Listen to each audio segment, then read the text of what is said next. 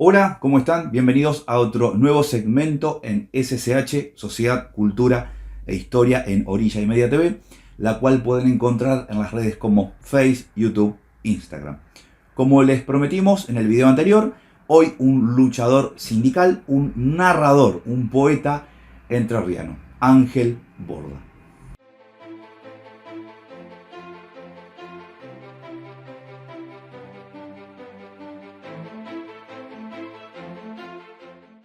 Luis Alberto Ruiz expresa en el prólogo de Historia de la Literatura Entrerriana, recordemos mitad década del 80, que cuando revisamos la mera nomenclatura de nuestros autores de todo género, comprobamos que el total del libro tendría que soportar estoicamente los riesgos de la amputación y la simplificación. Más de 800 nombres significaban casi 2000 páginas, demasiadas para nuestra capacidad y hasta para una viabilidad editorial. Parte de esa amputación y simplificación es que quedaron nombres como el que hoy traemos, que seguramente Luis Alberto Ruiz hubiese querido agregar. Ángel Borda, antes que nada, era un luchador por los derechos de los trabajadores, un anarquista sindical, un fiel adherente a la Federación Libertaria Argentina. Pero dentro de su derrotero en la vida también escribió cuentos, narraciones, poesías y hasta recopiló material que incluso es utilizado en el libro de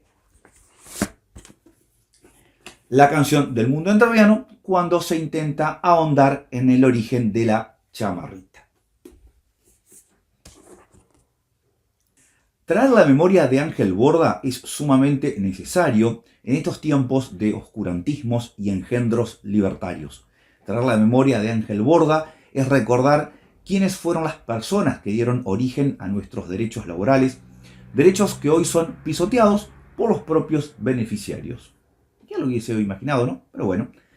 Primero vamos a abordar una breve síntesis de su historia de luchador sindical y luego pasamos a leer algunos cuentos, narraciones y poesías dejadas en el legado de su persona.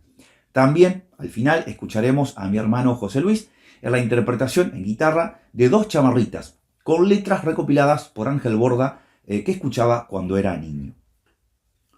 En el número 224 y 225 de la revista El Trenzonal salieron dos notas en referencia a Ángel Borda.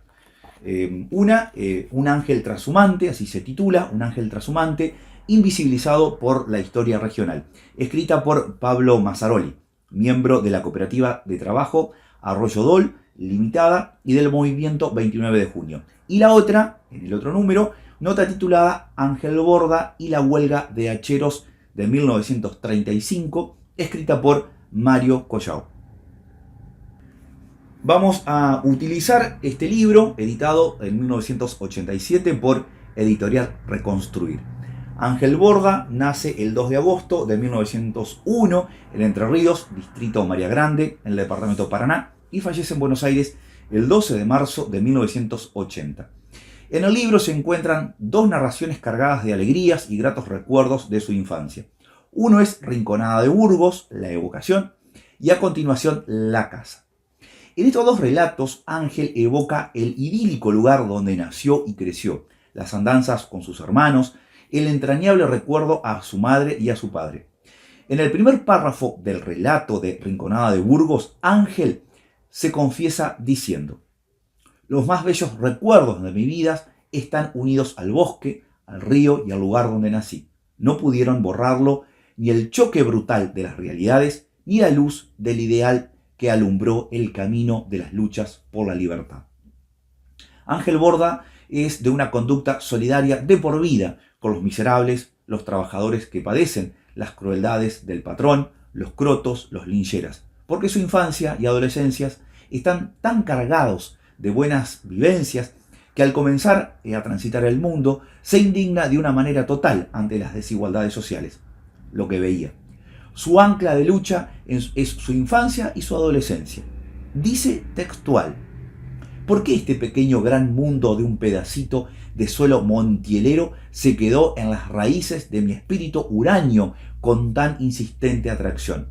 Yo no lo sé ni puedo explicarlo. Solo sé que el contraste entre lo bello que en mi niñez me rodeó y las injusticias totales que después conocí influenciaron mi espíritu, haciéndome odiar el mal y amar la justicia.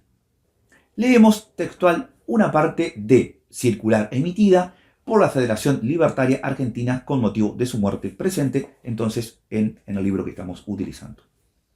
Era un adolescente, apenas de 14 años, cuando se lanzó a conocer la vida por su cuenta, pese a tener una buena familia a la que quería entrañablemente y con la que siempre mantuvo una cálida relación afectiva. No obstante sus prolongadas ausencias recorriendo el país en su afán de conocerlo, de trabajar y de difundir sus ideas. Apenas tenía 20 años cuando participa en la llamada Huelga Grande de la Forestal en 1921, donde concurre más que por una real necesidad de alquilar sus brazos, movido por un impulso solidario e idealista de ponerse al servicio de esa agitación obrera reivindicativa que se transformó en una rebelión de contornos épicos ante los abusos de esa poderosa empresa imperialista. En el libro de Gastón Gori, La Forestal, editado en 1974 por la editorial Proyección, se incluye como apéndice un relato con la firma de Ángel Borda, donde éste refleja pormenores y grandezas de esa lucha y de la acción solidaria de trabajadores de otros lugares, como el caso del levantamiento y ocupación de la localidad de Las Barrancas, en Santa Fe, por los obreros para impedir el eventual paso de trenes con tropas para reprimir a los huelguistas. Después del encierro que padece en la cárcel de Las Flores, en Santa Fe, reaparece en su provincia, Entre Ríos, donde permanece algún tiempo trabajando en el puerto de Diamante, pero se aleja de nuevo por varios años, recorriendo buena parte del país, acopiando experiencias, colaborando en la fundación de sindicatos de estibadores o participando activamente donde ya existían. En 1926 retorna a Diamante y con su preponderante intervención se funda el Sindicato de Obreros Portuarios de esa localidad, que se convierte con el tiempo en el animador de la Federación Obrera Comarcal Entrerriana y con la fundación de la Biblioteca Popular Nuevos Rumbos, la cooperativa de fabricación de pan, la sindical, sostenida y administrada por el Sindicato de Portuarios y el de Panaderos, y la edición de un periódico gremial, Avance, representan una obra memorable en defensa de los intereses y derechos obreros, de elevación cultural del trabajador y su familia a través del libro y la educación, ejercicio de la cooperación a través de una creación genuinamente obrera, apoyo de todas las campañas justas y nobles en resguardo de la dignidad de los pueblos, como el proceso de Bragado, Ladrilleros de San Martín, los 14 panaderos o la lucha de la España antifascista, que constituyen una etapa fecunda de indudable significación histórica en las luchas del proletariado argentino por una sociedad mejor. En 1940-41 se traslada a Buenos Aires, donde se afincaría hasta el final de su vida. Se vincula a los gremios de la Ribera, incorporándose a la Federación de Obreros en Construcciones Navales, cuyo Consejo Federal llega a integrar y tiene activa participación en las huelgas de ese gremio del año 50, que serían decisivas para el destino de esa entidad, cuyo local fue clausurado, sus militantes apresados, perseguidos e impedidos de trabajar, por obra del gobierno peronista de esa época. Fue uno de los fundadores del periódico sindical Solidaridad Obrera, que se editó entre 1941 y 1943, una de las publicaciones mejor documentadas de la época, y que fue la primera en ser prohibida en agosto de 1943 por una medida del Ministerio del Interior del gobierno militar surgido del golpe del 4 de junio. Participó en la fundación del periódico Reconstruir, editado en junio de 1946, bajo la dirección de Luis Danuzzi. Colaboró estrechamente en Acción Libertaria, órgano de prensa de la Federación Libertaria Argentina, y fue animador e integrante de iniciativas como la del Comité de Enlace Sindical, el periódico Resistir y la coordinación llamada de Gremios Pactantes de la Ribera. Durante sus años de luchador social y sindical vivió la vida del croto y el linchera. Leamos textual un poco lo que es el libro con respecto a este tema tan interesante realmente.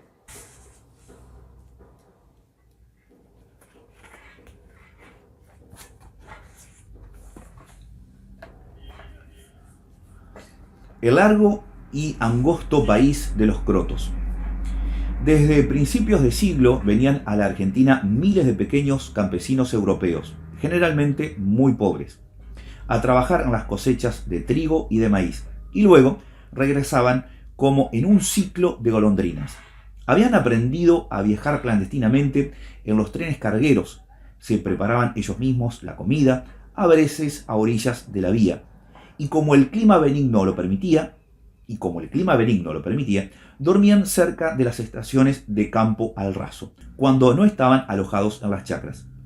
Llevaban sus exiguas pertenencias en un atadito de ropa que ellos, italianos en su mayoría, llamaban la linguera, la ropa interior, la lencería. La cosa aportada terminó transfiriendo su nombre a quien la cargaba, y en los años siguientes se llamó lingeras, masculinizando el vocablo, a los trashumantes que viajaban en vagones y chatas del ferrocarril, con su atado al hombro a veces para trabajar y a veces solo para vagabundear. La Primera Guerra Civil Mundial cortó aquella inmigración transitoria y las cosechas argentinas tuvieron que nacionalizar su mano de obra, ocupando a braceros criollos y a extranjeros radicados desde antaño. De entonces data un nuevo vocablo para designarlos: croto. La gente se ha empeñado, con distintas versiones, en vincular su origen al apellido de un gobernador bonaerense de ademanes populistas, José Camilo Croto, que actuó por esos años en la política argentina. Crotos y lingeras pasaron a significar lo mismo. El libro también dispone de una compilación de modismos y refranes del litoral, lunfardías y modismos en el habla de los crotos. Pasamos ahora a abordar sus cuentos, narraciones y poesías. Un gran amigo de Ángel, el ensayista, sociólogo, militante anarquista, trabajador ferroviario, Julio Jaluf, expresa en una carta fechada en abril de 1975: Estimado Ángel Borda, los cuentos me parecen muy buenos. No me animé a corregirlos gramaticalmente porque el estilo corresponde con exactitud al tema y a los motivos del cuento. Para hacer una corrección estilista habría que trabajar juntos. Los cuentos fueron leídos en el instituto donde doy clases en los temas de literatura argentina del interior. Casi todos los alumnos coincidieron en ubicarlos cerca de Horacio Quiroga, por su tema y sus motivos. Realmente la narrativa es muy bien lograda, provocando en el lector una empatía con lo que quiere transmitir el escritor, utilizando un lenguaje sencillo pero lleno de matices. Por supuesto, el tema central de sus letras serán las vivencias como luchador sindical, el trabajador en los distintos oficios, tanto en el monte con el hacha, las trillas o en las estivas del puerto. Hay letras incluso con mucho sentido de humor, por supuesto, como corresponde a la vida del hombre. Tratando de elegir cuál relato leer de los que están en el libro, no podía definirme por uno, pero bueno, voy a leerles uno que se titula Trabajar la tierra.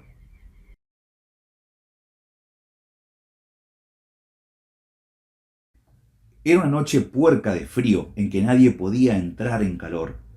Cubiertos con las pobres pilchas, todos los del vagón, nos sentíamos muy desgraciados. Nadie hablaba y la oscuridad parecía que pesaba como plomo. La mayoría de los crotos tenía las narices apretadas por la congestión nasal. De pronto, desde un rincón del Hamburgo, como brotando desde el duro suelo donde pernoctaban, se alzó la voz de un hombrecito criollo, el indio Margarito. Era lampiño de oscura piel y lengua dura. No pronunciaba la U ni a palos. Tenía un rancho en el barrio Belgrano, cerca del molino de Taquela. Le llamaban el indio Margarito y todo el mundo se aprovechaba de su falta de malicia para hacerlo trabajar por la comida. Y cuando ajustaba precio por su trabajo, nunca consiguió cobrar lo convenido.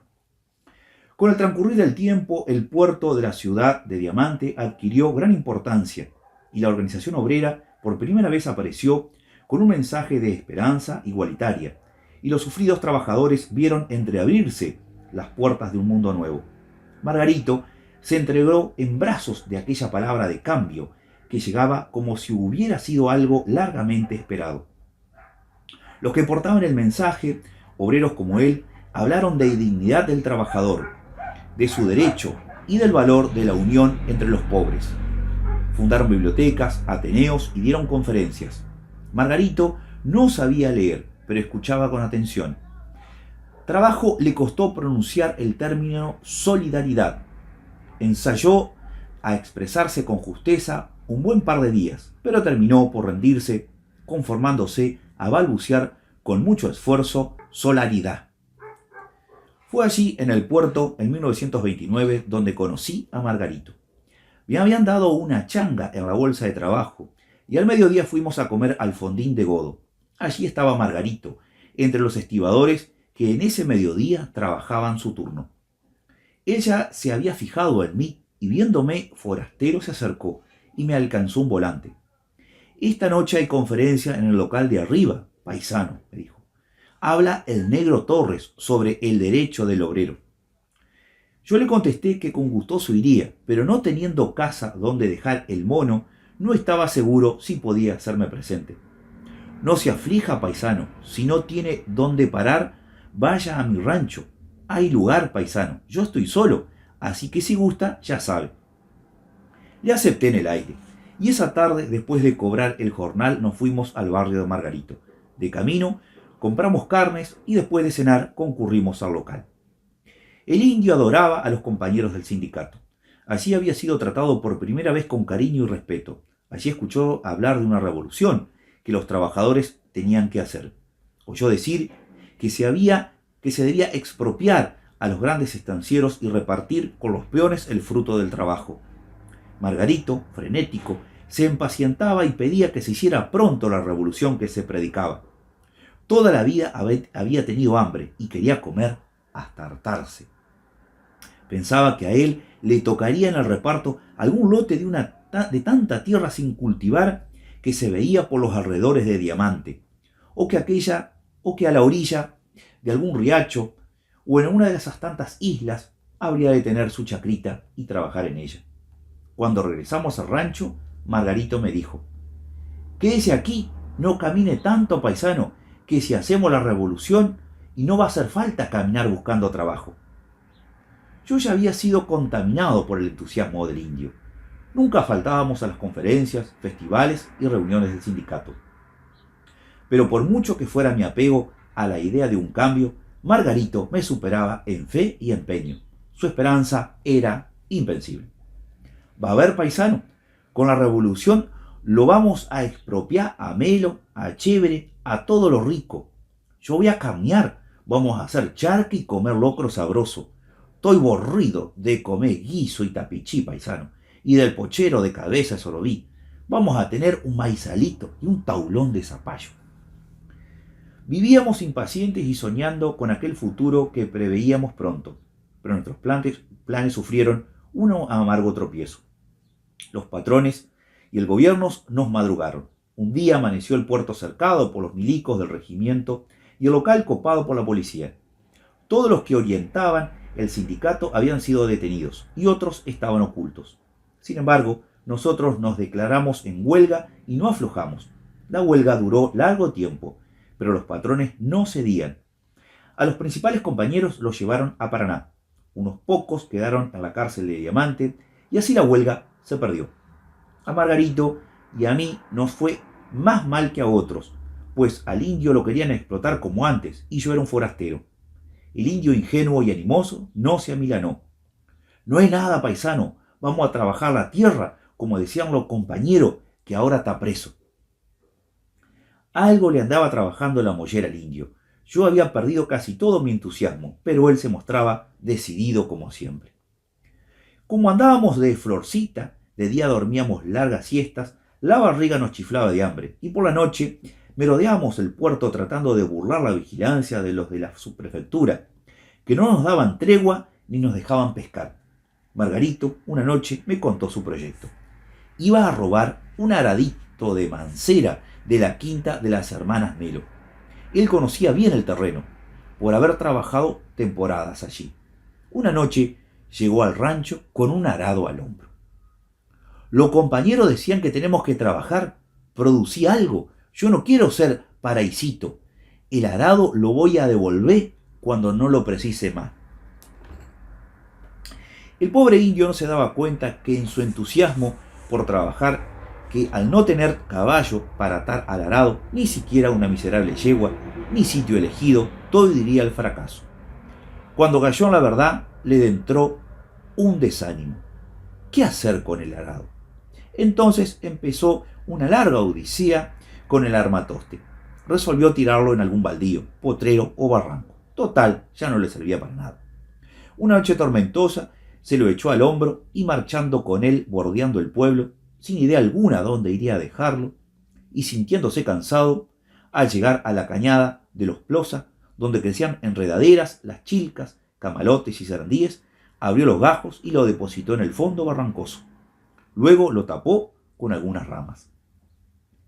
Sudoroso y fatigado, emprendió el regreso.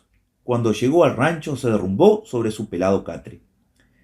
Se pasaba pensando en su frustrado amor a la tierra y en el robo inútil. Le entró una idea fija de que alguien iba a denunciar el robo si encontraba el arado y que la policía iba a detenerlo y darle el feroz trato que se daba a los cuatreros. Su cerebro de niño era incapaz de inventar una coartada y menos imaginar que nadie tenía indicio alguno para acusarlo. No podía dormir angustiado por el delito.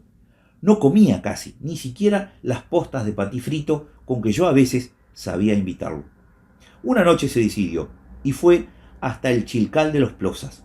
Desenterró el arado y lo trasladó hasta la quinta del ruso Pascal.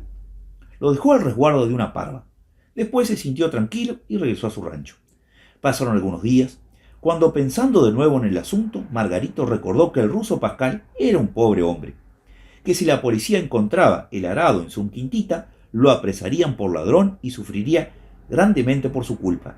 Y más cuando recordó que doña María, la mujer de Pascal, le había regalado una bolsa de choclos días pasados. Entonces, como quien no quiere la cosa, pasó de largo una tarde por las cercanías de la quinta mirando de reojo. Comprobó que el arado se encontraba en el mismo sitio en que él lo había dejado. Resolvió sacarle a Pascal nuevamente el arado. Cuando regresaba al rancho, una tormenta amenazaba alargarse. Apuró el paso y llegó al centro. Sentía un apuro porque anocheciera pronto para realizar el acto de lo que él creía sería la salvación de un inocente. Llevarse el maldito arado de lo del pobre Pascal. Al pasar por el mercado, en la quinta, que da al frente al hospital, una patota de vagos intentó tomarlo el pelo. Él los eludió, pero el perro el Melo le cerró el paso. ¿De dónde venís, ratero viejo?, lo interpeló groseramente. Paseando, don, contestó Margarito, más humilde que nunca. ¿Me habrá espiado Hermelo? Desconfiaría de mí, pensó. Sin parar siguió camino de su rancho, donde llegó casi de noche. A la madrugada, con todo el temporal, se largó del catre y, arremangado hasta la más arriba de la rodilla, enderezó a lo de Pascal. La noche cerrada, oscura de nubarrones, no dejaba ver el camino. El indio marchaba silencioso y dispuesto. Terminaría con aquel asunto. Pero, ¿dónde llevar el arado? De pronto dio con el alambrado de Pascal. Lo atravesó con cuidado de no alertar a los perros. ¡Up! Arado al hombro. Ya estuvo, y salió a campo traviesa sin rumbo. Marchando, apurado, chapaleando charcos y zanjitas con el menor ruido posible. De pronto, dio con un alambrado fuerte y seguro. Era el del ferrocarril del Estado. Costeándolo, fue a salir cerca del Tiro Federal, y al rato llegó a la alta barranca por donde una cortadura a pique deja paso, por el hondo desmonte, a las vías. Hizo un alto, y fatigado como estaba, no lo pensó mucho. En un poste del alambrado que bordea la alta barranca encajó la traviesa de la mancera y lo dejó colgado al borde de la barranca. Suspiró aliviado, volvió a su rancho y durmió casi hasta el mediodía. Pasó un tiempo, Margarito ya ni se acordaba del asunto, pero una noche se comentó en rueda de federados que salíamos a concurrir al boliche del Pepe Rubio el caso del pescador Juan Cuevas, que había sido preso por el robo del arado de Las Melo. Cuevas fue sometido a toda clase de amenazas y golpes sin lástima, confesó, declarando ser el ladrón del arado y de todos los robos que se le quisieran cargar. Yo no dije nada a nadie, pero al volver al rancho, le conté a Margarito lo que había escuchado en el boliche. Margarito dio un salto, se puso de pie y sin decir palabra enderezó para la jefatura. Contó toda la verdad al comisario Celis, dijo ser el único autor del robo del arado, que lo quería para trabajar, no para negociarlo, que pensaba devolverlo cuando terminara de sembrar. «Estás mintiendo, indio piojoso», bramó Celis. «¿Ande ibas a sembrar si no tenés en qué caerte muerto?» «Iba a buscar un lugarcito, señor. Hay mucha tierra, pero me antiboqué. Quiero el castigo, pero no me pegue más, don Celi». «Son buenas tripas vos y Cuevas, ¿eh?» El indio pidió que largaran a Cuevas porque nada tenía que ver, y lloró como un infeliz por él, por Juan Cuevas, a quien alcanzó a ver con la cara amoratada y las narices sangrando en un pasillo. Como las declaraciones se enredaban cada vez más, optó por callarse. Se encerró en un mutismo absoluto, no se defendió más. No esquivó los golpes ni pidió perdón. Luego ambos fueron condenados por robo con escalamiento. Juan Cuevas murió de un infarto a los pocos días. La prisión abrumaba al indio, que echaba de menos las pasadas horas de libertad sentado en el muelle de Dreyfus, con la atención al pique o a la corrida aladina de algún dorado. La escasa población carcelaria lo tomaba para la farra y lo peor que le sucedió fue el traslado de los presos huelguistas a la cárcel de Paraná. Quedó pues solo y sin el grato calor solidario de los anarquistas presos. ¿Cómo extrañaba a sus amigos? Parecían cortas las horas escuchando al correntino Molina plantear luchas para cuando estuvieran libres. Tenía que ser una lucha sin cuartel de todos los pobres unidos, que pasaran como un huracán justiciero que liquidaría las desigualdades y destruiría las cárceles del mundo. Construirían una sociedad nueva, donde tomar un arado holgazán para seguir trabajando no fuera un crimen. El indio le pidió a Molina que no lo dejara de tener en cuenta. Quería salir pronto, robar un fusil y ganar las islas. La cárcel tenía la entrada por la calle que daba frente a la plaza principal, otra por General Noailles, que iba en dirección al cementerio. Por la puerta de Noailles, las tardes de los sábados sacaban un tacho con desperdicios y restos de comida que Margarito cargaba en un tumberito de un viejo engordador de chanchos, a quien todo el mundo conocía por Don Botafiera. Se servían de Margarito porque era considerado el preso más infeliz. Tiempo pasó haciendo estas y otras tareas odiosas en la cárcel, desde lavar retretes hasta salir a la calle acompañado del vigilante Galeano, que a infeliz no le llevaba ventaja. Los dos se ocupaban de recoger perros muertos por las calles, donde don Riquel, el mataperros, dejaba caer sus letales albóndigas. Así pasaron meses, hasta que una tarde el guardián Macho Martínez lo llamó, como siempre, para que se hiciera cargo de subir el tacho al tumbero de don Botafiera. Macho Martínez era un carcelero borracho, inveterado, cocinado por el aguardiente ordinario. Dejó a cargo de Margarito al ocuparse del trabajo, sin vigilancia. Cuando Margarito terminó la tarea y volvió para ingresar al edificio, encontró inesperadamente la puerta cerrada. Ni señas del guardián. Botafiera se había marchado. Se recostó a la pared a esperar que le abrieran, sin saber qué hacer, pensando que le indicarían otra tarea. El sol se ocultaba lejos tras las verdes islas que a poco se iban cubriendo de sombras. Por la calle, que bajaba hacia el río, pasaron los perros tras una hembra en celo. Hembra, para él, diante. Sin embargo, dio unos pasos hacia la esquina donde se alzaba el tanque municipal. Una pareja atravesó la bajada de los Sosas. Un oscuro impulso lo empujó. Se marchó por el callejón, iba a pasos largos hacia el bajo. No había premeditado nada, todo lo hacía naturalmente. Ya casi a 3 cuadras, de apurada marcha, dio un respingo. ¿Qué hacía? La pucha, huía. Le entró un temblor y se echó a correr.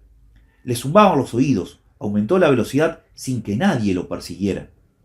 De un rancho le llegó el llanto de un niño.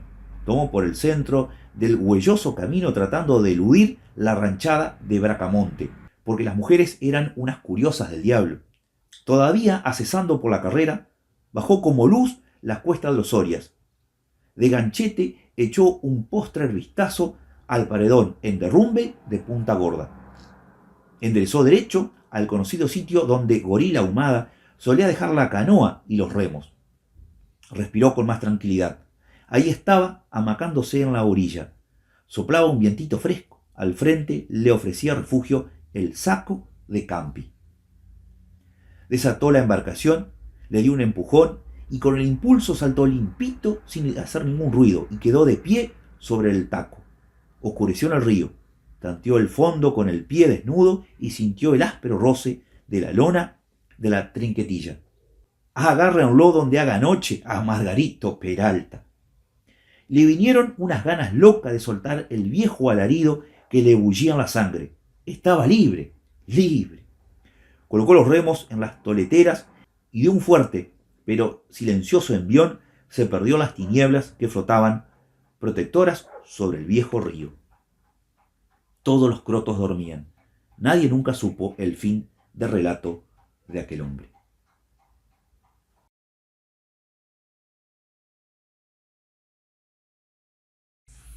Melena, compuesto.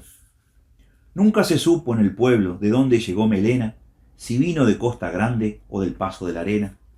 Bien pudo venir de Crespo o tal vez de Nogoyá, que para contar la historia de un pobre lo mismo da.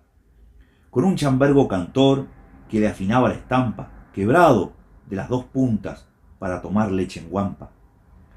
Caía al frontón de Taquera con una canasta llena de chicharrones trenzados y pan de harina morena.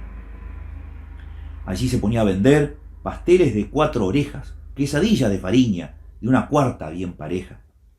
La clientela no faltaba, pero escaseaban monedas, por barcos que se atrasaban o por culpa de una huelga. Él le fiaba sin malicia, pero poniendo medida. No era caso de pasarse de la raya comprendida. Muchas veces le fue mal, y él por eso no se queja, aunque a veces a un pastel le faltara alguna oreja.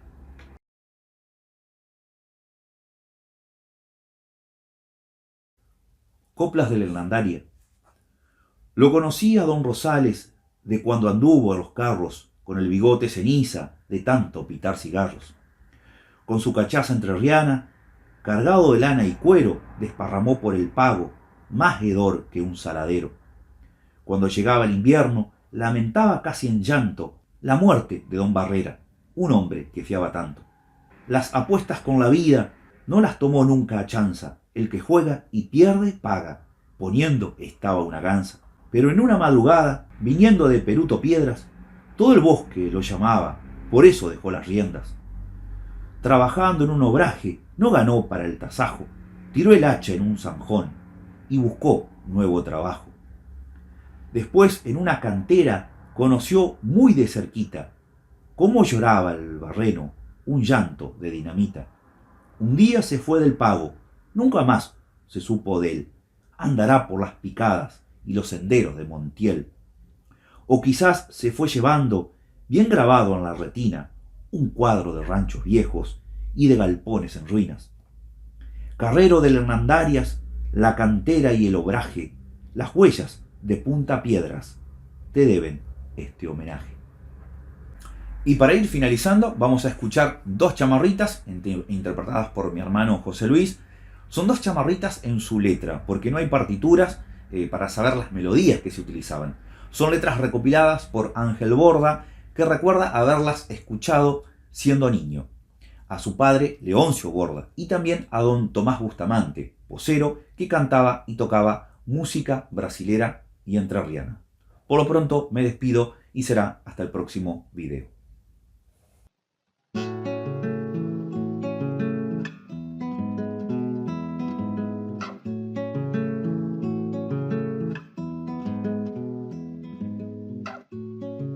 Yo tuve una chamarrita del Palmar. Cuando yo más la quería, se fue con López Jordán.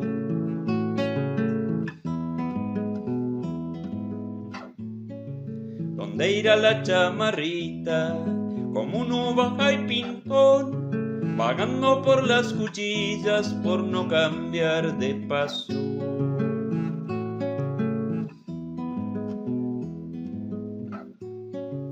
Pregunté por Feliciano, la busqué sin descansar, cuando ya la tenía cerca se me fue para Alcaraz.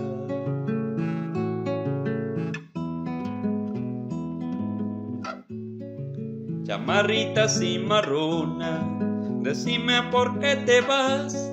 La chamarrita entrerriana buscaba la libertad.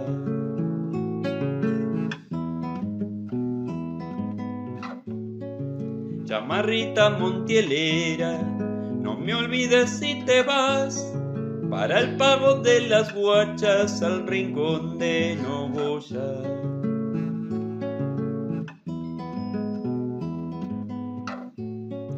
Chamarrita desconfiada, arrímate a los fogones, amiga de los hacheros y los cantos cimarrones.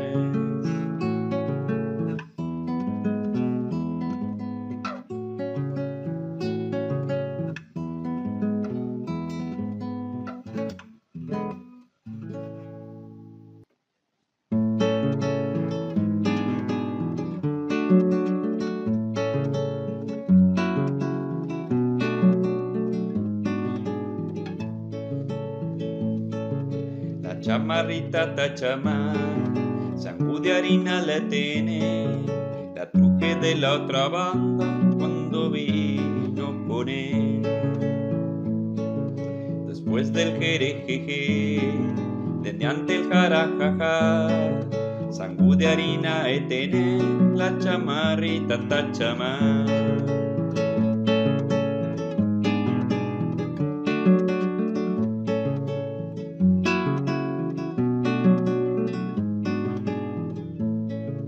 Mandaron los sereñuces ponerle fierro en los pies, la chamarrita tachamá después del jerejeje. Cuando volvimos con él, después del jarajaja, tenía fierro en los pies para en su tierra pisar.